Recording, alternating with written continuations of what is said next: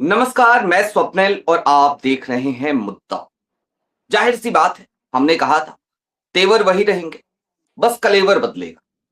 तो कलेवर कल से बदला है लेकिन तेवर वही है। और आज इन्हीं तेवरों के साथ जरा हम इन डेप्थ में जाना चाह रहे हैं। किस चीज के इन डेप्थ में? मुझे बहुत अच्छे से याद है, 4 मई की तारीख थी।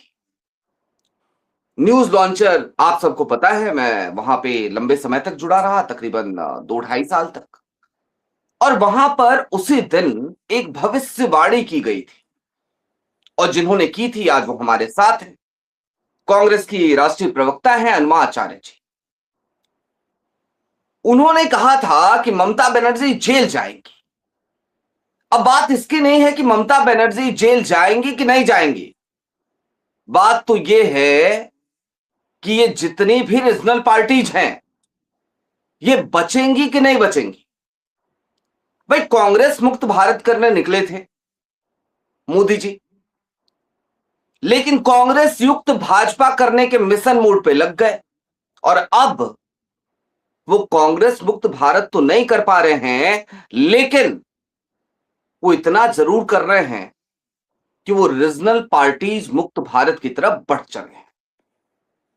और मकसद एक ही है, वो कहते हैं ना कि एक के मकसद है, गैंग ऑफ वासेपुर वाले स्टाइल में। तो क्या है मकसद? सिर्फ और सिर्फ परिसीमन बिल। तो आज हम अनुमा जी से जरा यही समझेंगे कि अनुमा जी ने वो भविष्यवाणी कैसे की, और ये ममता बनर्जी, उसके बाद उद्धव ठाकरे, और अब अखिलेश जी की पार्टी के बारे में। तो हम ये भी जरा पूछेंगे अनुमा जी से, क्योंकि मैंने कहा तेवर वही है, तो ये भी पूछेंगे कि भाई कांग्रेस में भी तो कहीं सिंधवारी नहीं चल रही है, और चल रही होगी तो कांग्रेस की तैयारी क्या है, या फिर कि मोदी जी का सपना टूट गया है कांग्रेस मुक्त भारत का। तो अनुमा जी को जोड़ते हैं और अनुमा जी से सीधे हम इसी मसले पर, इसी मुद्दे पर जरा आज इत्मीनान से चर्चा करते हैं। नमस्कार, बहुत बहुत स्वागत है मैम, कैसी हैं आप? आपको नमस्कार, आपके दर्शकों को भी नमस्कार और मैं बिल्कुल बढ़िया हूँ। और अच्छा है कि आपने कुछ बहुत ऐसे मुद्दे उठाए जिससे देश इस समय जूझ रहा है। जी। नहीं, मैम, बात इसकी नहीं है कि देश जूझ रहा है या नहीं जूझ रहा है, देश की डेमोक्रेसी। मुझे तो अब देखिए, इस बात में कहीं कोई संदेह नहीं रह गया है। ये देश जूझता तो है, लेकिन जनता को पता भी चलता है, लेकिन उसके बावजूद जनता के अंदर जो एक आवेश होना चाहिए वो हमें नहीं दिखता। खैर, पहला सवाल तो यही है अनुमा जी आपसे, ये जो आपने 4 मई की तारीख को भविष्यवाणी की थी कि ममता बनर्जी जेल जाएंगी, आज की तारीख में वो अपने घर में जरूर है लेकिन वो जेल वाली ही स्थिति है। भाई, सांसद को घर के आगे गाड़ी लगा करके बैरिकेड बनाना पड़ रहा है, ये स्थिति हो गई है। ये जो रीजनल पार्टीज हैं, जो आपके सहयोगी दल हैं, सिर्फ वो रीजनल पार्टीज नहीं है, वो सभी आपके सहयोगी दल भी हैं, इनकी स्थिति बहुत खराब होती जा रही है। कांग्रेस इसमें क्या करेगी, उनको किस तरीके से मदद करेगी, क्या सोच रहे हैं आप लोग इसमें? मैं 4 मई से शुरुआत करती हूँ। उससे भी हम्म। पहले मैंने बिहार में जब एसआईआर शुरू हुआ था, तो मैंने उसको होते हुए देखा था। और वो एक ऐसा समय था जब मैं अपनी पार्टी से लगभग मिन्नतें करके ये कह रही थी कि हमें नाम जुड़वाने चाहिए, क्योंकि क्या होता है, जो सरकारी लोग जो हम्म। काम कर जानते हैं, मेरे जैसे लोग, उन्हें ये पता है कि आप लोगों के मन में कितना भी जोश ले आइए, लेकिन जो कागज होता है वही अंत में उसी की जीत होती है। लेकिन उन दिनों हो रहा था हमारे यहाँ का कांग्रेस का, उस समय वोट चोरी की न्याय अधिकार यात्रा हो रही थी। मतलब जो वोट चोरी के खिलाफ जो आंदोलन था वो तेजस्वी यादव और राहुल जी कर हम्म। रहे थे। और वही समय था जब वोट जोड़ने का समय भी उसी समय का था, क्योंकि उसी समय लगभग 70 लाख वोट बिहार में काट दिए गए थे। लेकिन हमें ऐसा लगा, हमारे जो अनुभवी नेता हैं जिन्होंने कभी एसआईआर को इस तरह से नहीं लिया था, उस समय जैसे वोट कटे, जिस विधानसभा में मैं देख रही थी, हाजीपुर के पास है राजा पाकर, 19,000 वोट कटे। वहां की जी। हमारी उस समय की सिटिंग विधायक 2000 से जीती हुई थी। 19,000 वोट कटने का अर्थ है कि अगर आपने उसे जल्दी से नहीं जोड़ा तो आपकी हार का मार्जिन और जीत का मार्जिन तो बहुत छोटा था। मैंने उन विधायक साहिबा को भी कहा कि देखिए सिर्फ वोट जोड़ने पर ध्यान दीजिए, लेकिन उस समय उन्होंने कहा ये सब यहाँ नहीं होता है, आप देखिएगा हम लोग अच्छे से जीतेंगे। अब वो जो ओवर कॉन्फिडेंस था वो मैंने अपनी पार्टी हम्म। में देखा, मैंने अपनी पार्टी के अलावा तेजस्वी यादव की पार्टी में भी देखा। लेकिन बाद में जब आखिरी के 4 दिन बचे थे उसमें जोड़े गए वोट, उसमें 9,000 वोट जुड़े, 10,000 कटे रहे। और हम्म। उसका परिणाम मैंने देखा, जिस तरह से बिहार का चुनाव केवल एसआईआर की बलि चढ़ा। इसी तरह से जब ममता बनर्जी के यहाँ एसआईआर हुई थी तो ये साफ दिख गया था कि ममता बनर्जी और पूरा मीडिया चाहे किसी भी जमीनी सच की बात करता रहे, इस बार ज्ञानेश कुमार ने कसम खाई है कि ये काम करना ही है, यहाँ बीजेपी की सरकार हम्म। बनेगी ही। जैसे ही 2.5 लाख का वहां सीआरपीएफ और दूसरा पुलिस बल लगा, मुझे अपनी बात पर और भी ज्यादा मेरा जो था वो पक्का होता चला गया और मैं समझ गई कि ये बल इसलिए लगा है कि ममता बनर्जी चूंकि एक लड़ाकू इंसान है यानी जुझारू, तो जब ये हाँ, फाइटर हारेंगी, कहते हैं नहीं। फाइटर, हाँ, तो जब जुझारू, तो जब ये हारेंगी तो ये चुप नहीं बैठेंगी और उनकी पूरी ताकत को खत्म करने के लिए वो सीएपीएफ का सीआरपीएफ का जो पूरा अमला था वो ये कहा गया था कि 3-4 महीने वहां रहेगा। जब ऐसा कहा तो मुझे समझ में आ गया कि ये तो पूरी कहानी गढ़ी हुई है, इसमें उन्हें हराया जाएगा, हराने के बाद चूंकि वो ये सब करेंगी तो इसलिए उनके लिए ये सीआरपीएफ का अमला रखा गया है। लेकिन मेरे ध्यान में इस बात को आते आते समय लगा कि क्या टीएमसी ऐसा टूट जाएगी। मैं टीएमसी के लोगों को स्वाभिमानी लोग समझती थी कि वो फाइटर के साथ रहने के कारण उनके अंदर भी वो फाइटिंग का एक जोश आया होगा, जो कि मैंने देखा कि वो बहुत ही पूरी तरह से ध्वस्त हो गया।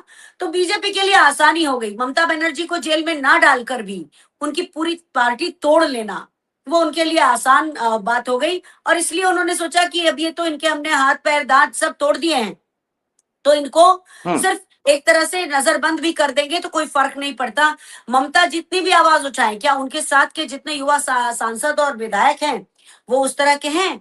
वो नहीं दिखता।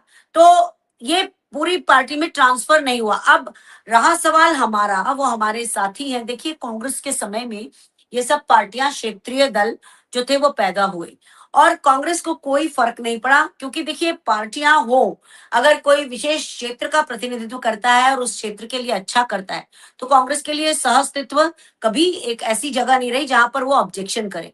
कांग्रेस ने कभी नहीं जी। किया, सारी पार्टियां अपने अपने समय पर उदय होती रही, सबके हाथ में थोड़ा थोड़ा सत्ता आई, सबके वर्गों का थोड़ा थोड़ा विकास हुआ।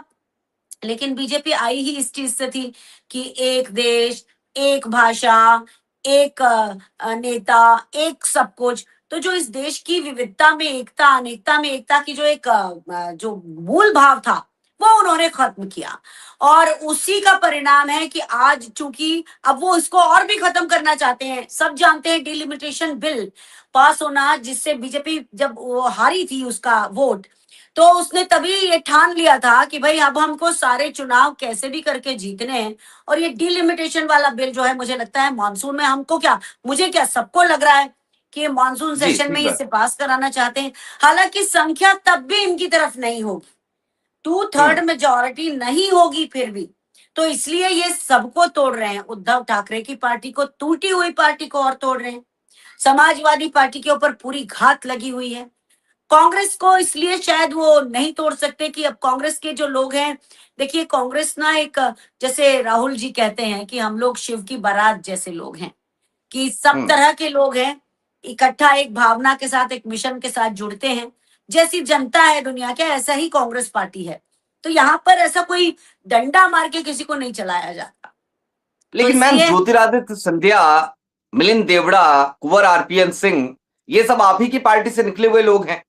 और ये मैंने जो 2-3 नाम लिया, जितिन प्रसाद को भी अगर जोड़ लूं, तो ये तो वो लोग थे जो राहुल जी के साथ बैठा करते थे, उनके अच्छे दोस्त थे एक जमाने में, और ये सब टूट के चले गए। राहुल गांधी का जो परिवार है, आप देखिए पंडित जवाहरलाल नेहरू से लेकर सोनिया गांधी जी तक और राहुल जी तक, ये संविधान बेसिकली ये आइडिया ऑफ इंडिया को बचा रहे हैं, लगातार बचा रहे हैं और उसके लिए काम कर रहे हैं। तो राहुल गांधी भले ही आप कह लीजिए सिल्वर स्पून के साथ पैदा हुए, लेकिन राहुल गांधी का मैं एक, अभी थोड़े दिनों पहले मैंने ये लिखा था कि फिलीपींस में एक जोस रिजाल नाम का एक युवा क्रांतिकारी था जो बहुत अच्छे घर में पैदा हुआ था, जमींदारों के घर में पैदा हुआ था, पढ़ाई लिखाई का माहौल था। उस समय स्पेन का औपनिवेशिकवाद शासन हो गया था फिलीपींस पे। तो जोस रिजाल ने किताबें लिखकर, लोगों को भाषण देकर, कविताएं लिखकर जनता में जागृति लाई। और जोस रिजाल के पास सब कुछ था, उसे कोई जरूरत नहीं थी ये सब करने की। इसी तरह राहुल जी के पास सब कुछ है, उन्हें कोई जरूरत नहीं है कि वो इस तरह से जूझें, इस तरह से गरीबों के साथ, दलितों के साथ जाकर बैठें, खाना खाएं, उनकी प्रॉब्लम समझें, मनरेगा का काम करें, जो वो हमसे भी मतलब करवाते शब्द गलत है, हमें भी वो एक्सपोजर मिला है कि आप मनरेगा का एक दिन का काम करके देखिए। और जब हमने मनरेगा का एक दिन का काम किया था तो 147 रुपए जब हमें बने, क्योंकि हमने काम ही उतना किया, काम का हमें बताया गया था कि भाई आपको इतने फुट, 1 फुट जमीन खोदनी है, 10 फुट का एरिया है। अब हम नहीं कर पाए, वहां पे इतने पत्थर थे, तो जितना हमने मजदूरी करी उसमें हमारा 147 रुपए मेरा बना। तो ये बता रही हूँ कि राहुल जी ने बजाय इसके कि वो एक आराम तलबी की लाइफ जीते या चुनते, उन्होंने ये काम किया। लेकिन क्या जितिन प्रसादा, क्या आरपीएन सिंह, क्या ज्योतिरादित्य सिंधिया, क्या ये संघर्ष के साथी थे? जी नहीं। इनके घर के बड़े कांग्रेस पार्टी में थे, उन्होंने जरूर संघर्षों में साथ दिया, लेकिन ये सिर्फ वो लोग थे जिनको सब कुछ प्लेटर पे मिला। राहुल जी को भी मिला था, लेकिन उनके परिवार से उनको जो चीज प्लेटर पे मिली थी उसका नाम था आइडिया ऑफ इंडिया। उसको बचाने के लिए राहुल जी का जो मैं काम देखती हूँ, जोश से भर जाती हूँ कि ये व्यक्ति इतनी नकारात्मक माहौल में भी कर रहे हैं। तो जो लोग संघर्ष के साथ ही नहीं थे वे छोड़ कर गए। वो सिर्फ अच्छे स्कूलों में, पब्लिक स्कूलों में, सारे दून स्कूल में पढ़े हुए ऐसे लोग थे जिन्होंने कभी भी संघर्ष नहीं देखे थे, तो उनका जाना लाजमी है। लेकिन राहुल गांधी के परिवार ने शुरू से लेके अभी तक देश के उस आइडिया को बचाने के लिए काम किया है। और उसके लिए सोनिया जी को हमने देखा कि जब वो प्रधानमंत्री बन सकती थी, उन्होंने विश्व के सबसे बड़े अर्थशास्त्रियों में से एक को प्रधानमंत्री बनाया।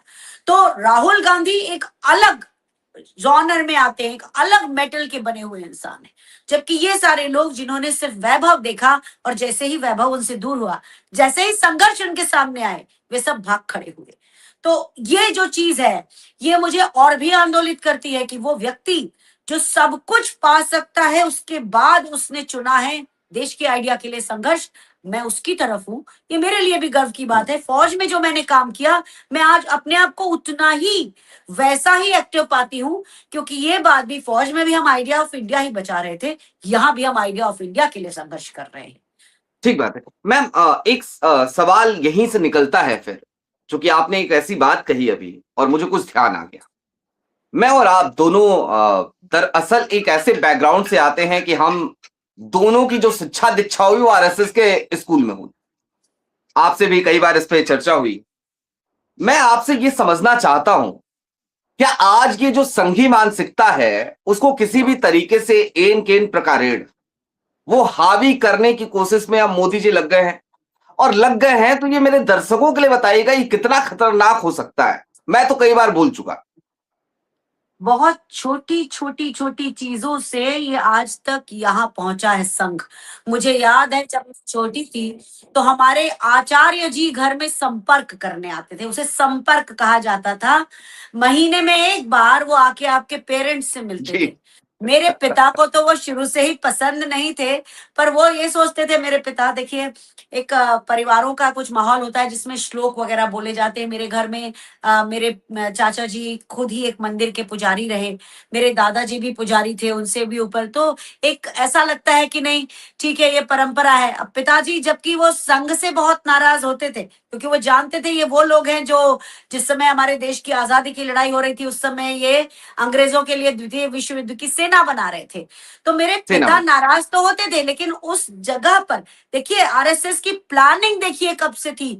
जहां जहां सरकारी स्कूल थे वहां वहां, और जहां कॉन्वेंट थे, हर जगह इन्होंने स्कूल खोले। और क्या ही कमाल की हमारी पहले की सरकारें थी कि उन्होंने इनके आरएसएस का जो सांस्कृतिक पक्ष था उस पर भरोसा कर लिया और इनके स्कूल हर जगह खुले। मैं छत्तीसगढ़ के एक शहर में रहती थी जहां शुरू में मैं कॉन्वेंट में गई, लेकिन 6 महीने के बाद मेरी माँ को शायद ऐसा लगा कि कुछ श्लोक वगैरह कुछ चीजें अपनी आनी चाहिए, उन्होंने मुझे सरस्वती विद्या मंदिर में डाला। हम्म। यूं 5वीं 5th क्लास तक मुझे कुछ समझ में खास नहीं आया, सिवाय इसके कि 5th क्लास तक इनडायरेक्टली मुझे गांधी से नाराजगी थी। क्यों थी मैं नहीं जानती, पर मुझे ऐसा लगता है कि वो आचार्य जी जब संपर्क में आते थे, संपर्क जो घर आते थे वो, उस समय वो छोटी छोटी ऐसी बातें कहा करते थे कि अगर हमारे देश का बंटवारा हो गया, फिर वो देखते थे कि अगर मेरी माँ का ध्यान उस पर, क्योंकि मेरी माँ बीए एलएलबी थी, पढ़ी लिखी इंसान थी, तो उनको लगता था कि हम्म। ये ज्यादा तवज्जो नहीं दे रही हैं, तो वो बात बदल जाते थे। लेकिन इनडायरेक्टली बच्चों के मन में छन के वो बातें पहुंच जाती हैं।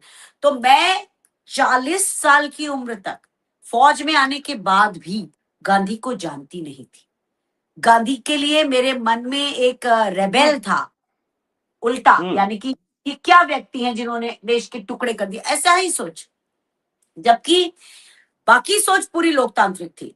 मेरे परिवार का बहुत घनिष्ठ नाता रहा है बहुत से मुस्लिम परिवारों के साथ में, और उन परिवारों मेरी मैं जब मेरी माँ मैं 3 साल की थी तब से, तो ये बड़े कॉन्ट्रडिक्शंस के साथ मेरा बचपन था, जिसमें मुझे पर गांधी से चिढ़ बिना गांधी को जाने, ये उस स्कूल का एक सबसे बड़ा मेरे जिंदगी में रोल रहा है।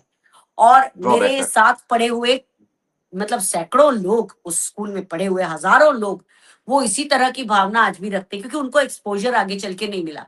तो इन्होंने कैसे, ये अफवाह उड़ाने वाला संगठन है। जब हम छोटे थे तो ये अफवाह कैसे उड़ाते थे, एक पोस्ट कार्ड आ जाएगा आपके पास, आपको याद है वो 15 पैसे का एक आता था पोस्ट कार्ड, उसमें नाम जी, पता पीले कहाँ रंग से का आया पोस्ट है। कार्ड। हाँ, पीले हम्म। रंग का इतना बड़ा होता था।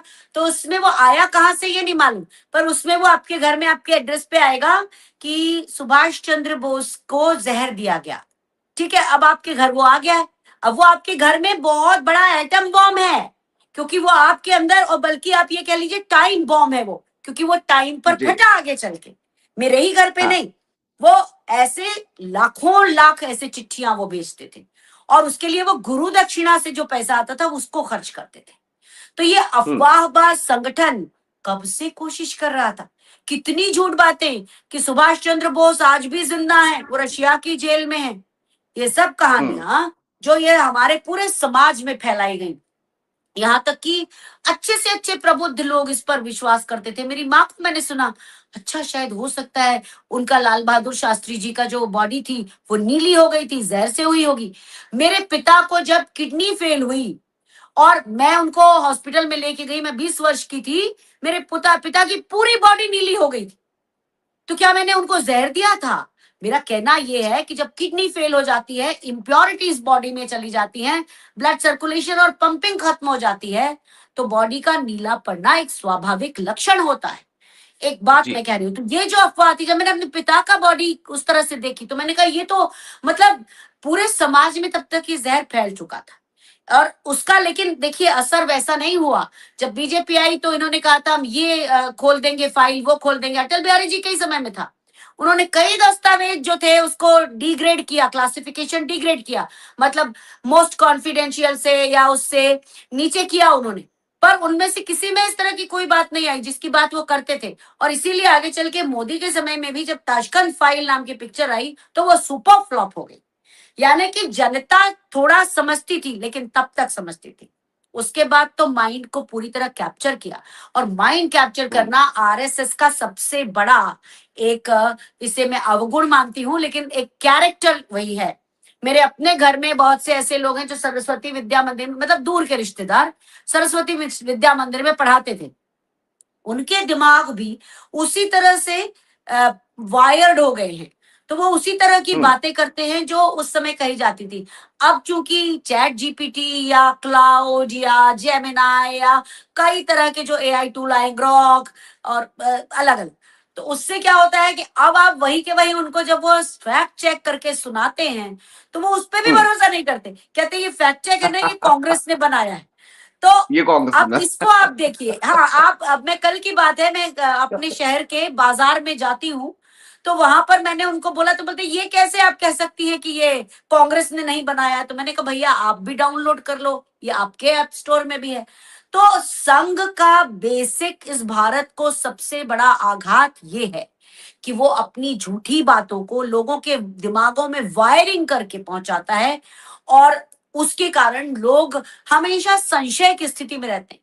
संघ संशय से आपको भर देता है, जिसके कारण हम्म। आप अपने देश पे, आइडिया ऑफ इंडिया पे कायम नहीं रह पाते। और ये कई लोगों के साथ हुआ पिछले 12 सालों में, तो पूरे देश के अंदर इस तरह की बात गई है। केवल जो इंटेलेक्चुअल्स हैं उनके अंदर जब उनको समझ है, तो उनके खिलाफ भी संघ ने का माहौल बनाया है कि ये बुद्धिजीवी वर्ग है, ये लूटियंस गैंग है, ये अवार्ड वापसी गैंग है, ये टुकड़े टुकड़े गैंग है। ये सब कहानियां, जो इस तरह के जो शब्दावली हैं, ये फासिस्ट सरकारें ऐसा किया करती हैं, और संघ हम्म। यहाँ पर सबसे बड़ा की फैक्टर है उसका। ठीक बात है मैम। चूंकि समय हो रहा है, आपको भी कहीं जाना है, मेरा एक आखिरी सवाल है आपसे। जी। आपके जितने भी सहयोगी हैं ना, उनमें से 99% सहयोगी तो ऐसे हैं जो कभी न कभी संघ या भारतीय जनता पार्टी के साथ रहे। अब भाजपा के साथ रहना संघ के साथ रहना ही है। ऐसे जी। में मैम सवाल ये है, और ये कांग्रेस के लिए बड़ा सवाल है आज की तारीख में, कांग्रेस को सोचना चाहिए। कांग्रेस सोच रही है कि नहीं सोच रही, ये आपको बताना है। भाई, इन 99% लोगों पे आपको भरोसा है? दूसरी बात, जो हालात आज की तारीख में देश के हो गए हैं, चाहे वो इकोनॉमिक क्राइसिस की बात हो, युवाओं के मुद्दे हों, राहुल उन पे बहुत मुस्तैदी के साथ खड़े हैं, लड़ रहे हैं। और मैं शायद अपनी जिंदगी में जितने भी एलओपी देखे हैं, हमने तो भाई बहुत छोटी उम्र है तो हमने एल के आडवाणी को देखा और बहुत एलओपी के बारे में पढ़ा है। मुझे राहुल उनमें से सबसे काबिल नेता लगते हैं, एज एलओपी मुझे लगते हैं, क्योंकि वो कम से कम। और मैं दर्शकों को एक बात बोल दूं, कई आते हैं नीचे कमेंट बॉक्स में लिखने, मैं उनको बता दूं, भैया हमको निष्पक्ष मत समझना, हम लोकतंत्र के साथ खड़े हैं, हम पक्षकार नहीं हैं और निष्पक्ष नहीं हो सकते, वो भूल जाना। और उसी आरएसएस के स्कूल से निकले हैं। आरएसएस के कई लोगों को हमने बोल दिया, विद्या भारती में हमने कई बार मेल कर दिया कि भैया हमारा वो हटा दो फोटो वहां से, वो अपनी वेबसाइट से हटाने को भी तैयार नहीं, हटाते नहीं, कहते नहीं पढ़े हो तो यहीं चिपके रहो। तो मैम, कांग्रेस, ये राहुल जी का लड़ना ठीक है, लेकिन अब लड़ाई से आगे की बात, और राहुल अब रेजिस्टेंस की बात कर रहे हैं, वो कह रहे हैं अब रेजिस्टेंस ही करना पड़ेगा। आपके सहयोगी आपका रेजिस्टेंस में साथ देने वाले हैं नहीं। नहीं, सीधी सीधी बात है, अखिलेश यादव आज भी 2027 में चुनाव है, एसी कमरे में बैठ करके वो पीसी कर रहे हैं, उनको लग रहा है वो चुनाव जीत जाएंगे। भाई, राहुल जी के लिए उतना महत्वपूर्ण चुनाव नहीं है वो, जितना अखिलेश के लिए है। अखिलेश का अस्तित्व नहीं बचेगा, वो नहीं लड़ रहे हैं।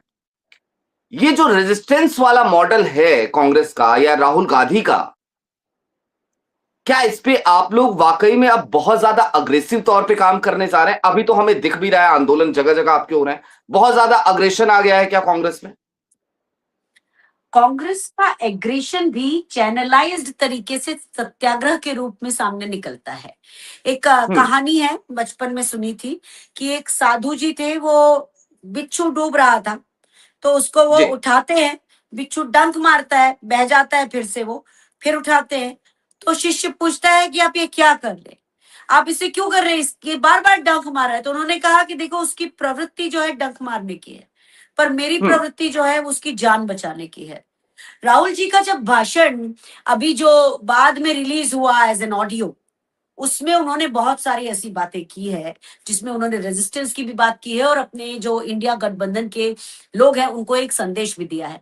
कई बार दुख होता है कि ऐसे कुछ हमारे पत्रकार जो वाकई अच्छे पत्रकार रहे हैं, मैं नाम भी ले लेती हूँ, श्रवण गर्ग जी से जैसे प्रबुद्ध व्यक्ति, उनको मैंने सुना कि राहुल गांधी जी का ये भाषण बहुत अहंकारपूर्ण था। मैं इस बात से पूरी तरह विरोध दर्ज करती हूँ कि आज वो स्थिति है जब हर विपक्षी नहीं मैम, दल बड़ी सिंपल सी तार-तार हो बात रहा है, है। बड़ी सिंपल सी बात है। सच कहना अगर बगावत है तो समझो हम भी बागी हैं। राहुल ने उस भाषण में, हमने भी सुना, पहले दिन जी, भाषण अंग्रेजी में आया था, मैंने उसका हिंदी अनुवाद भी किया। और मैं बिल्कुल, हाँ। बिल्कुल ये मानता हूं कि राहुल ने जो कहा बिल्कुल सही कहा, और एक एक शब्द, कम से कम इस देश को उस एक एक शब्द के साथ खड़ा होना चाहिए, भले आपके सहयोगी दल ना खड़े।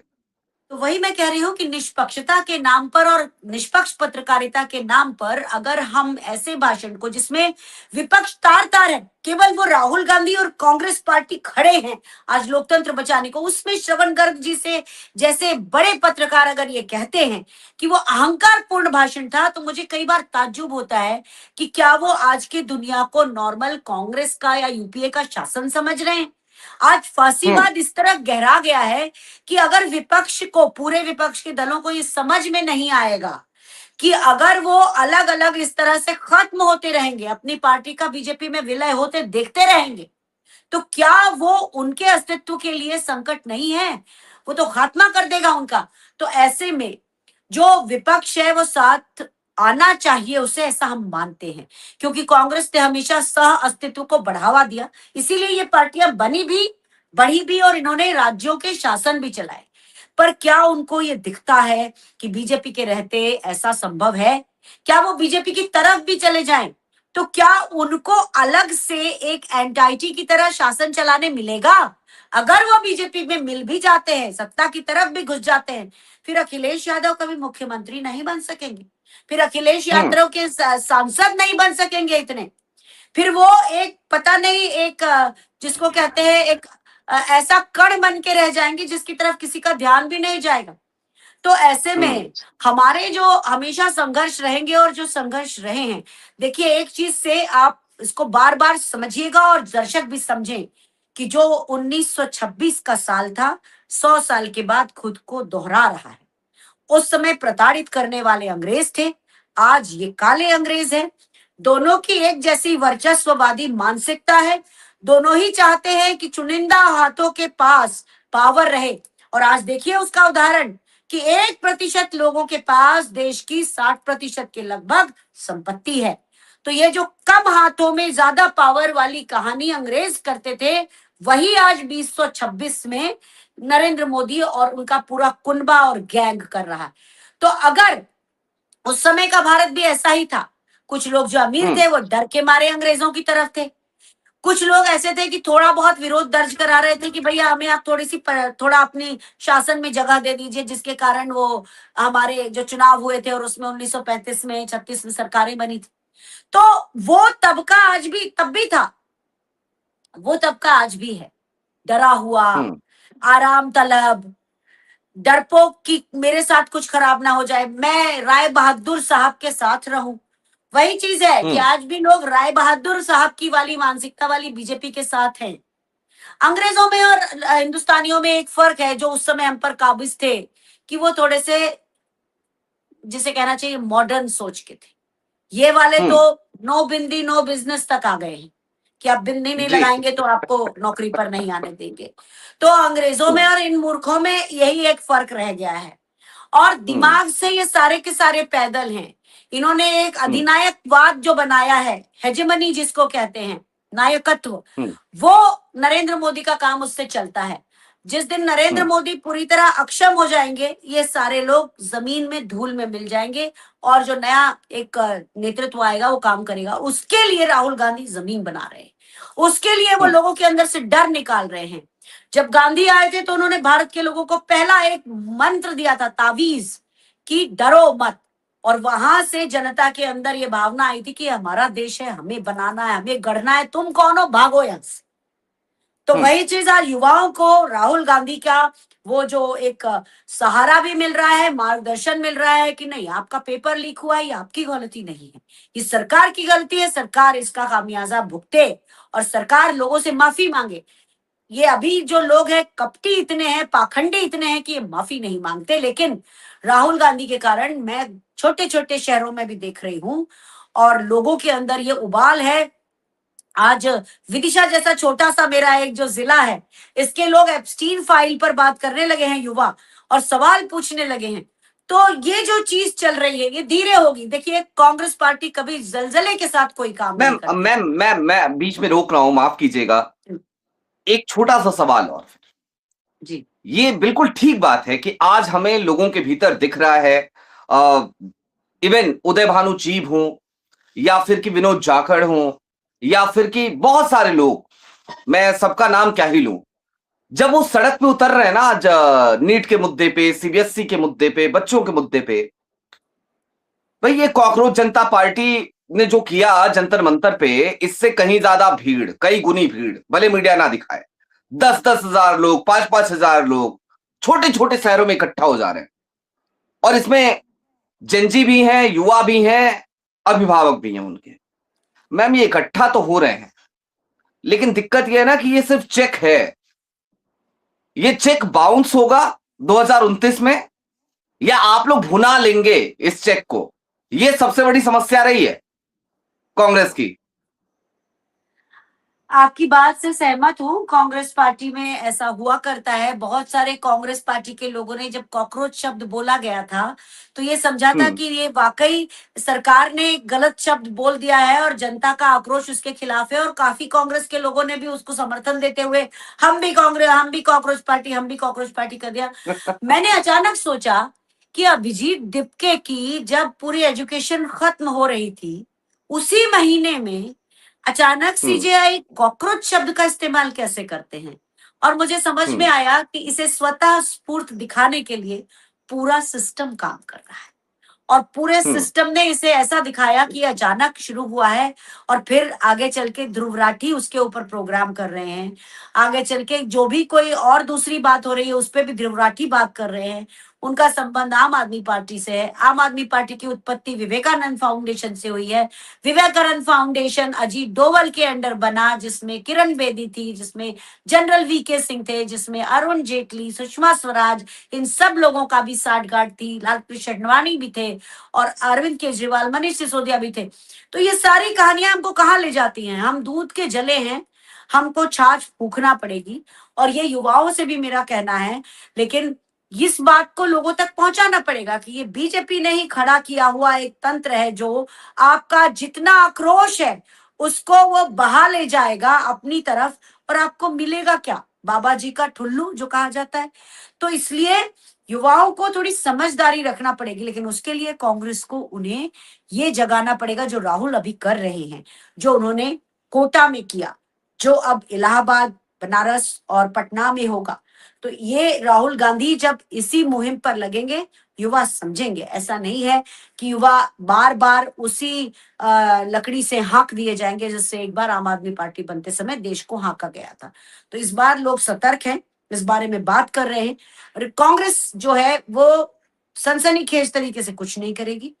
जब जनता की मिट्टी उस जगह पर आ जाएगी, आप समझिएगा, माहौल बनता है, पेड़ लगाते हैं तो मिट्टी तैयार होती है।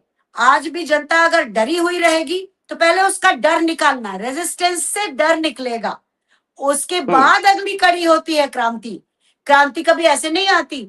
हाँ, बीजेपी की क्रांति अफवाहों से आई, और उसका साथ मिला 2013 में आई हुई मोबाइल क्रांति को, जिससे उनके सारे झूठे नैरेटिव, जो कि महाभारत काल से कोई कहानी शुरू होती थी और कांग्रेस पे आके ठिकरा फोड़ दिया जाता था, ऐसी ऐसी कहानियां बनी थी उन दिनों। अब फैक्ट चेक आने के बाद तो सब ठीक हुआ है, लेकिन सोनिया गांधी जी के बारे में अपशब्द की वो ये करती थी। पंडित नेहरू के कपड़े पेरिस जाते थे, पंडित नेहरू के पिताजी के दादाजी मुसलमान थे, राहुल गांधी जी ने आलू से सोना बोला। ये सारी चीजें उसी 2013 से लेकर और ऑनवर्ड्स चलती रही।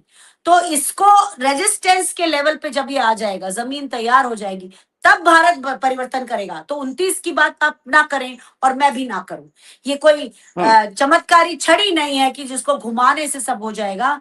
भारत में 140 करोड़ है, ये पहले रेजिस्टेंस तो सीखे। अभी तो ये दंडवत, हमारी जनता आधी दंडवत पड़ी हुई है, पर ये 200 करोड़ की जो चोरी है ना, इससे बहुत लोगों की आंखें खुली हैं, लेकिन जुबान नहीं खुल रही है डर के कारण। तो जब ये रेजिस्टेंस उस लेवल पे आएगा कि जुबान खुलने लगेगी, और काफी लोगों की खुलने लगी है, तब भारत तैयार होगा लोकतंत्र के उस दोबारा के बदलाव में, जो अभी वो 11 साल 12 साल तक चिपका रहा, भ्रम में रहा। तभी ये काम हो सकेगा। इसलिए राहुल गांधी जी का जो रेजिस्टेंस है, वो सबसे पहले उसे हमें साकार करना है। उसके लिए हम सारे आंदोलन करते रहेंगे, सत्याग्रह के रूप में शांतिपूर्ण तरीके से करते रहेंगे। ठीक बात है। बहुत शुक्रिया मैम, आपने बहुत साफ गोई से अपनी बात रखी। मतलब मैं पहली बार किसी ऐसे कांग्रेस के नेता से बात कर रहा हूं जो आज की तारीख में खुल करके ये बता रही हैं और आत्मावलोकन करके ये कह रही हैं कि भाई मैं तो आरएसएस के स्कूल में पढ़ी, तो मैं गांधी जी को बिना जाने गांधी को नहीं मानती थी। इतनी साफ गोई से। दूसरी बात, बस दर्शकों से इतना है चलते चलते कि देखिए, वाकई में क्रांति कभी दबे पांव नहीं आती है। राहुल क्रांति का चेहरा हो सकते हैं, लेकिन राहुल क्रांति नहीं हो सकते। आपको आगे आना पड़ेगा, लड़ना आपको पड़ेगा। और जो लोग कहते हैं ना कि भाई आप क्या करोगे, आप सिर्फ वीडियो बनाओगे, तो भैया हम भी आगे आएंगे। गोली चलेगी तो पहली गोली खा लेंगे, लेकिन तुम उतरो तो सही, पीछे वाली गोलियां तो खाओ।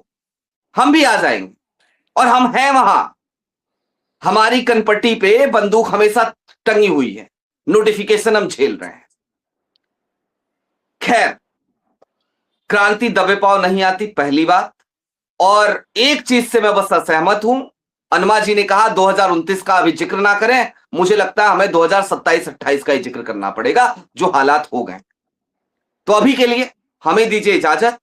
अनमा जी से आज चर्चा जहां पे छूटी है 2029, अगली बार अनमा जी हमें वक्त देंगी और इसी 2029 से पहले भी कुछ हो सकता है। ये भविष्यवाणी आज मैं कर रहा हूं, एक इन्होंने 4 मई को की थी। उस पे हम फिर से अनमा जी से चर्चा जरूर करेंगे। बहुत शुक्रिया मैम।